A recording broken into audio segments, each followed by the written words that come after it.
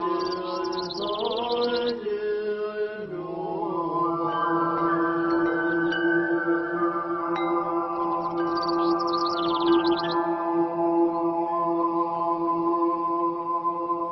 most common experience for someone meditating for the first time is the realization of how busy the mind is. It's not until we attempt to quieten the mind that we realize there is a continuous arising of thoughts, memories, sounds, physical sensations, and visions. This is what we call the monkey mind. Just like a monkey we may see in the zoo, our mind is continually jumping from one object to the next as each draws its attention. The success of a meditation session depends on many factors, including your state of mind before the meditation, levels of stress, physical tiredness. As a result, some sessions are good and some not so good. Don't expect too much, especially to begin with. The more practice, the better the sessions will be. But even experienced meditators have bad days. Be patient, be gentle on yourself.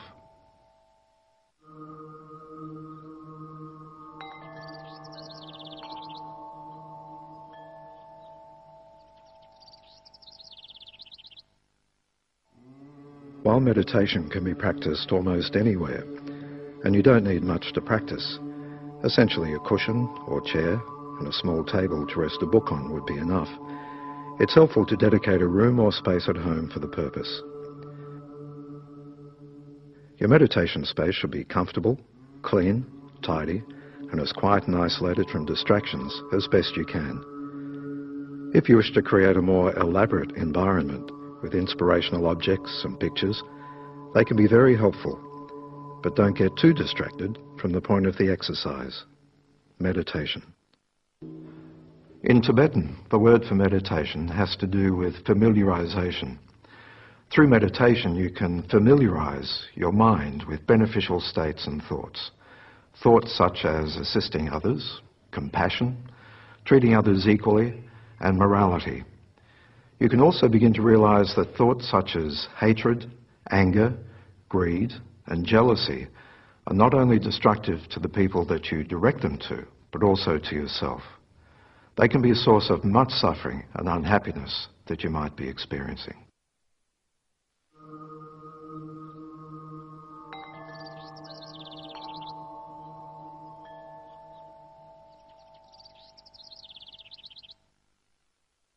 The first step in the session is to check your posture. The main concern is to be comfortable, to avoid moving around or being distracted by discomfort, but not too relaxed that you fall asleep or experience dullness. Cross your legs if sitting on a cushion. Sitting on a chair is fine. With your palms facing upwards, place your right hand on top of your left, with the tips of your thumbs gently touching. Hands resting in your lap. Hold your back comfortably straight. Not so rigid that you experience discomfort or tension during the session. Relax your jaw and allow your tongue to rest behind your front top teeth. Tilt your head slightly forward. Your eyes may be closed, although this can increase the chance of falling asleep. If you have your eyes open, have them only slightly open, gazing downwards without focusing.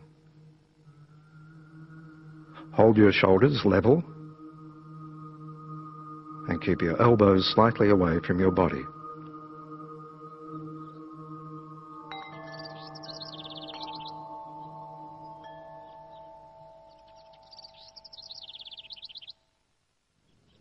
Let's try a simple meditation. By placing your thought on the breath, it's possible to quieten or still the monkey mind and improve concentration. The aim is to become aware of the breath as it enters and leaves your body by concentrating on the rise and fall of the abdomen or the sensation of the breath passing through your lips or nostrils. With the exhalation of each breath, count 1, then 2, then 3, etc. Set yourself an achievable target of, say, 7 to begin with, and when sensations of quietness, stillness and peace eventually occur, hold them as best you can and experience them as fully as possible. If you become distracted or lose that sensation, return to the breath. Now, you may be surprised how difficult this is to do without being distracted.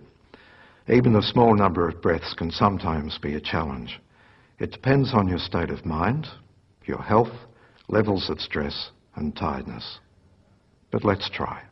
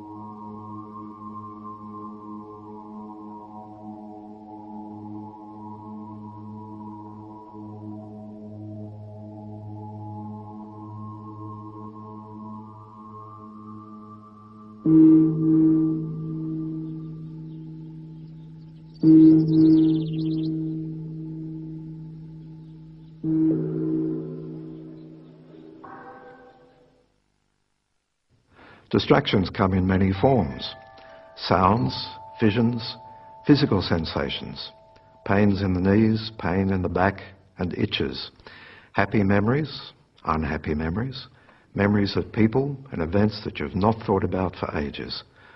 If you find you're distracted easily, don't get angry or frustrated. This is the nature of the monkey mind, and an awareness of this nature is actually a sign of progress.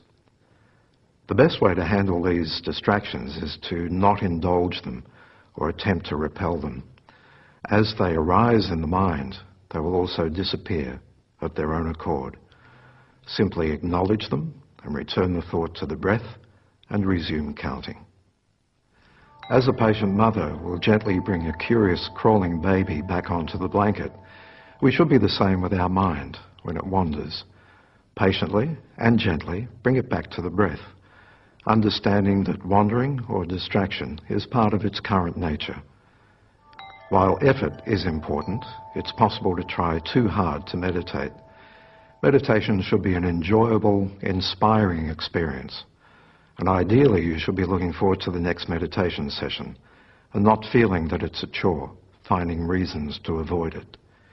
If you find yourself becoming frustrated at an apparent lack of success, it may be best to take a break. Go for a walk, get some fresh air, maybe try later in the day.